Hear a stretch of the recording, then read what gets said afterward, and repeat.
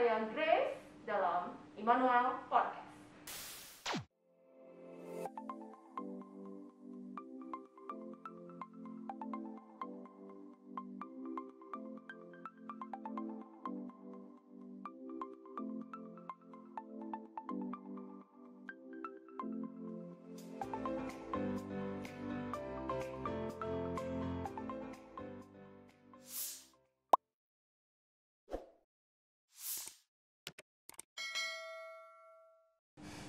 Siang ini saya kedatangan narasumber yang luar biasa, dokter spesialis kandungan Rumah Sakit Immanuel, Dr. Arif Budiono, SPLG. Selamat siang, dokter. Selamat siang. Apa kabar? Sehat, dok? Baik. Mungkin udah beberapa orang yang lihat ini akan melihat, oh, dokter Arif. Mungkin pernah ketemu, mungkin juga baru sekarang ketemu dengan saya. Ini dokter terkenal ini dokter di Immanuel nih. Kita hari ini hanya bincang-bincang aja. Iya, dok. Terima kasih. Saat ini kita mau ngobrolin tentang wanita ya, dok ya. Dan Ya. saja pasti pasien dokter nggak pernah pria ya, dok. Ada, suaminya selalu pria ya. Ya. Karena pasangannya bukan pria nggak bisa ya, dok. Jadi pasiennya dokter Arif ya pasti wanita, pendamping pasiennya yang mungkin jenis kelaminnya bukan wanita ya, dok ya. Dokter Arif ini luar biasa, senang sekali bergaul, bercanda. Dok, sekarang kita ngomongin tentang wanita, tentang kehamilan sesuai dengan keahliannya dokter. Baik. Ya, apa aja kata dokter? Grace mau ngomongin apa tentang kehamilan? Tentang apa aja boleh ditanya, saya siap katanya, ready untuk jadi narasumber podcast Immanuel siang ini. Dok, tentang kehamilan banyak yang bicara tentang bertanya gitu, gimana sih apalagi gimana sih cara supaya hamil, dok? Maksudnya soalnya kan di sosial media gitu selalu disisipin iklan gitu, solusi supaya cepat hamil, yang ketik ini tag ini nanti semoga mendapat momongan, ketik amin, like dan segala macam, dok. Baik. Selalu setiap kali wanita kemudian dia berkeluarga, maka harapannya pasti adalah punya anak. Tetapi punya anak itu tidak segampang yang diceritain sama orang-orang dulu. Tapi ada juga yang bilang, ya namanya iseng-iseng berhadiah, kita setiap kali menikah pasti punya anak. Nah ini yang jadi masalah, karena tiap kali menikah belum tentu kita segera punya anak. Jadi kita punya patokan-patokan tertentu. Misalnya pada usia masih muda, di bawah 30 tahun, dia menikah, pasangannya sama, juga di bawah 30 tahun, dalam waktu 6 bulan, setelah menikah belum juga punya anak. Nah itu baru kita cari, di mana permasalahan. Bisa dikonsultasikan ke dokter ya, dok? Silakan. Jadi kita kalau mencari. di bawah 3 tadi dokter, patokan pertama, di bawah 30 tahun baik pria dan wanitanya sudah 6 bulan menikah belum juga positif. Iya. Itu. Positif hamil ya, bukan positif yang lain. Oh iya, sip, positif hamil. Lanjut dokter, apalagi patokannya? Nah kalau sudah seperti itu biasanya orang tua sering kali bertanya, kapan Neng kasih cucu buat mama papa? Itu yang jadi beban juga untuk seorang wanita, karena seorang wanita yang menikah juga pasti dia ingin memberikan keturunan. Nah itu yang kita cari. Tapi jangan salah, kadang-kadang pihak laki-laki menyalahkan pihak perempuan. Nah ini yang harus kita pertimbangkan. Karena 36% itu sampai 38% faktor untuk mendapatkan keturunan itu ada di pihak laki-laki. Oh, 36 sampai 38%. Jadi kami wanita itu hanya selisihnya sedikit ya, dok ya? Ya 42%. Iya, dok kan cuma beda 4%. Nah, sisanya kemana? Nah, itu sisanya gimana tuh, dok? Dijumlahin Sisanya ke 100. adalah dari sekitar, dukungan keluarga, lingkungan, penyakit, itu harus kita cari.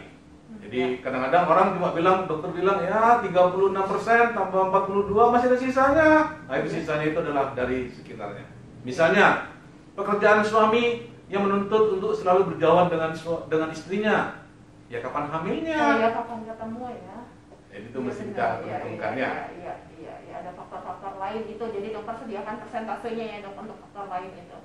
Ya, sebenarnya selain itu dok, misalnya ada juga pertanyaan, memangnya ada apa makanan atau apa gitu yang mempengaruhi, katanya jangan banyak makan, ini apalagi mengkhawatirkan ini kita generasi micin nih sekarang, generasi milenial dan generasi micin, bukan cuma generasi bucin aja. Ya, itu gimana dok? Ada pengaruhnya nggak dok untuk terjadinya suatu kehamilan? Zaman sekarang kita juga selalu takut dengan makanan, seringkali mereka tidak mau makan penyedap rasa karena nanti susah hamil. Iya. Di dalam infertilitas atau kasus-kasus yang ingin Iya. punya anak, Iya. itu kita masih keluarkan dari penyebabnya, karena kita harus cari penyebab yang dari perempuan dan laki-lakinya dulu. Oh. Jadi itu yang kita harus perhatikan Justru dari pola individunya makan. ya, Ya, Dok, individu dulu kita cari. Oh, bukan dari luarnya atau makanan yang tadi itu sendiri ya. Ya, selain itu juga yang harus kita perhatikan sekarang adalah vitamin D. Nah, sekarang lagi gencar-gencarnya bahwa vitamin D sendiri itu mempengaruhi suatu kondisi kesuburan seorang wanita. Itu seringkali kita lolos, tidak kita perhatikan. Nah, itu yang kita, meskipun kita hidup di negara tropis, katanya sumber vitamin D itu adalah matahari, tapi jangan salah, itu perubahan dari sebelum jadi vitamin D, vitamin D menjadi vitamin D dibantu oleh matahari. Iya. Jadi kalau misalnya maksudnya dokter vitamin D itu maksudnya kalau kurang dok atau kalau lebih dok? Dua-duanya kita perhatikan, karena kita pakai batasan biasanya di atas 20 sampai 24 untuk kesuburan kita. Seringkali orang kita sendiri, dari rakyat kita sendiri, karena jarang juga diperiksa, kadang-kadang kadarnya rendah sekali. Iya, memang dok, defisiensi vitamin D ini memang masih menjadi masalah kesehatan negara kita ya dok ya. Walaupun kaya kan sinar matahari di negara tropis, tapi ternyata banyak memang. Banyak. Dan itu jadi salah satu penyebab tidak jadi sulit hamil gitu Ya, dok, tidak suburan. Dan gitu, setelah tidak dihamil bisa. pun kadang-kadang mengalami keguguran. Oh, sudah berhasil gitu tetap jadi Gugur. Oh, tadi ngomongin dokter gugur. Jadi dokter ngomongin berarti sudah hamil nih. Kalau sudah hamil dok, makanan itu pengaruh dok. Supaya ya selain vitamin D itu dok, selain sumber vitamin D tadi, adakah makanan-makanan yang lain katanya tetap aja tadi micin atau misalnya daging atau masih kan banyak banget nih yang nggak boleh nih. Ini jangan. Nanti anaknya gimana atau makan air kelapa supaya anaknya bersih atau jangan makan misalnya merek mie instan tertentu nanti anaknya bodoh atau misalnya apa gitu dok. Sebenarnya pengaruh makanan sampai sejauh apa nih dok untuk bumil-bumil, padahal saya udah merasa hamil ya dok, luar biasa kayaknya logika itu kayaknya nggak jalan gitu dok. Pengen banget makan atau nggak mau makan banget gitu dok. Ya, kita tahu bahwa kita hidup di timur ya, negara timur ini banyak sekali yang istilahnya dibilang rumor-rumor atau yang dibilang pamali, tidak boleh dimakan ya. Sehingga tapi kita tahu bahwa orang hamil itu memiliki suatu indera perasa yang sudah berubah total. Jadi dia bilang, saya makan segala sesuatu pahit dokter, semuanya ada enak. Jadi pada hamil muda itu dilarang oleh mertua, dia nggak mau makan karena takut, padahal dia kepingin. Sehingga sebaiknya untuk hamil muda silahkan makan apa yang bisa dimakan. Jadi jangan lagi dengan larangan tidak boleh ini, tidak boleh itu. Boleh selama dia bisa menerima. Dan tapi kita juga perhatikan juga bahwa seperti makanan mentah, daging mentah, telur, ikan, itu kita juga hindari mentah-mentah. Prinsipnya jangan mentah. Ya, tapi kalau buah-buahan silakan. Oh, kalau mau mentah buah-buahan saja. Kalau daging-dagingan jangan. Sayur gimana dok? Sayur boleh asal bersih. Lalap-lalapan gitu? Boleh, boleh. silakan. Jangan ya dok, banyak lalap-lalapan itu nggak apa-apa. Boleh, yang penting dia bersih. Nggak akan kena toksoplasma dok? Toksoplasma itu tergantung kebersihan kita sendiri, karena kita tidak makan yang jorok-jorok pun, tangan kita yang kotor, maka dia juga bisa kena karena masuk ke mulut kita. Tangan seringkali perempuan sering gigit-gigit jari. Tapi untunglah sekarang kita pakai masker jadi aman. Oh. Di luar aman. Kalau makan masih buka masker. Iya, kalau makan kan buka masker.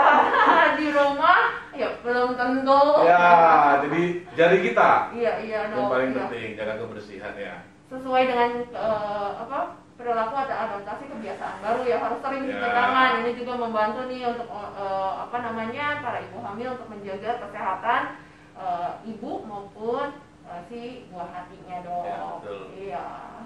Nah dok, jadi makanan boleh, tapi hanya untuk hamil muda saja dok? Atau seterusnya dok, selama hamil 9 bulan boleh makan apa aja? Ya, inilah dia. Pertanyaan yang bagus sekali ya. Jadi, apakah kalau orang hamil itu harus jadi penjara dalam diri sendiri? Gitu? Jadi, segala macam dilarang, seakan-akan masuk dalam penjara. Mau makan ini tidak boleh. Iya. Mau makan itu tidak boleh. Kenapa? Itu pamali tidak boleh. Iya. Makan nanas nanti keguguran. Iya itu dok. Aduh, jangan makan juga. Tidak mau, itu tidak ada hubungan sama sekali. Oh. Ya, tapi ya kita lihat-lihat lokasi lah, lihat-lihat kondisi. Seperti misalnya mau makan durian, kalau nggak ada duit ya jangan minta, Bu. Lagi nggak ada duit. Karena durian itu mahal ya. Tapi boleh ya, boleh. Tidak dilarang ya. Oh, Silakan. Asal tadi ya jangan mentah, dan kalau sayur-sayuran buah-buahan juga nggak apa-apa. Silakan ya, semua buah boleh ya. Iya. Terus es krim gitu dong? Es krim bagus ya. Es krim bagus karena es krim itu mengandung, sudah ada gula, ada juga telur, ada susunya. Oh. Cuma yang jadi repot bahwa di dunia kita ini, di Indonesia sendiri, Iya. itu dibilang bahwa nggak boleh makan yang dingin-dingin, nanti bayinya besar. Iya. Itu gimana, dok? Nggak mungkin lah. Sementara kita tahu bahwa kalau bayi prematur bukan dimasukin ke kulkas. Si dokter. Loh, prematur kan kecil. Apakah kita masukin kulkas supaya besar? Enggak, kan kita angetin.